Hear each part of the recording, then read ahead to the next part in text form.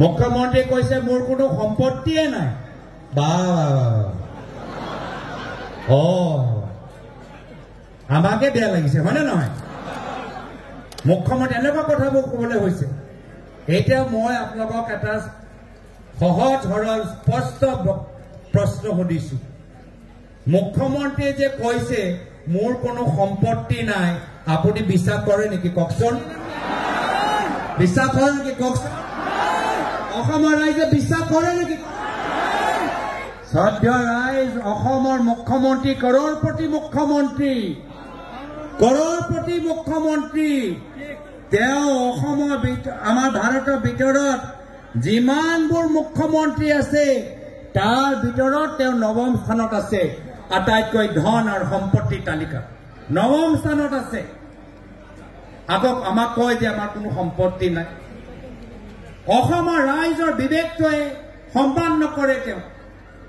অসমৰ ৰাইজে জানিবলৈ বিচাৰে যে প্ৰয়াত জুবিন দাৰ মৃত্যু কেনেকৈ হ'ল সেইখিনিয়ে কথা আমি জানিবলৈ বিচাৰো কিন্তু প্ৰয়াত জুবিন দাৰ মৃত্যু বাহিৰে মুখ্যমন্ত্ৰী হিমন্ত বিশ্ব শৰ্মা ডাঙৰীয়া গোটেইখিনি কথা কৈছে বাৰম্বাৰ প্ৰতিদিন তেওঁ প্ৰেছত আহি কথাবোৰ কৈ আছে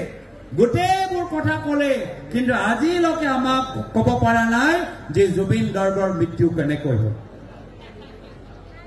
সকলৰ কথা আমি শুনিব পাৰিছো SIT CID সকলৰ কথাবোৰ আমি জানিব পাৰিছো কিন্তু আজিলৈকে শ্যামকানু মহন্তৰ ভূমিকা লৈ SIT নিমাত শ্যামকানু মহন্ত লৈ অসম আৰক্ষী SID CID আজিলৈকে নিমাত কিয় আমি জানিবলৈ বিচাৰিছো বিভিন্ন শিল্পীসকলক মাতিছে তেওঁলোকে কি কৈছে সেইখিনি আমি আমাক মিডিয়া যোগেদি আমাক জনাইছে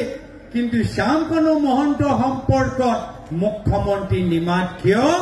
যেহেতু আপোনালোকে নিজে দেখিছে যে শ্যামকানু মহন্তৰ লগত হিমন্ত বিশ্ব শৰ্মা ডাঙৰীয়া কিমান ঘনিষ্ঠ ফেচবুক খুলিলে ফটো পাব হয়নে নহয় সেইকাৰণে অসমৰ জনসাধাৰণৰ মাজত এটা সন্দেহ এটা ডাঙৰ সন্দেহ যে অসমৰ মুখ্যমন্ত্ৰী হিমন্ত বিশ্ব শৰ্মা ডাঙৰীয়া জুবিন গাৰ্গৰ মৃত্যুলৈ যিমানবোৰ তথ্য আছে সেই তথ্যবোৰ তেওঁ ফাদিল হ'বলৈ নিবিচাৰে ৰাজহুৱা হ'বলৈ নিবিচাৰে সেইকাৰণে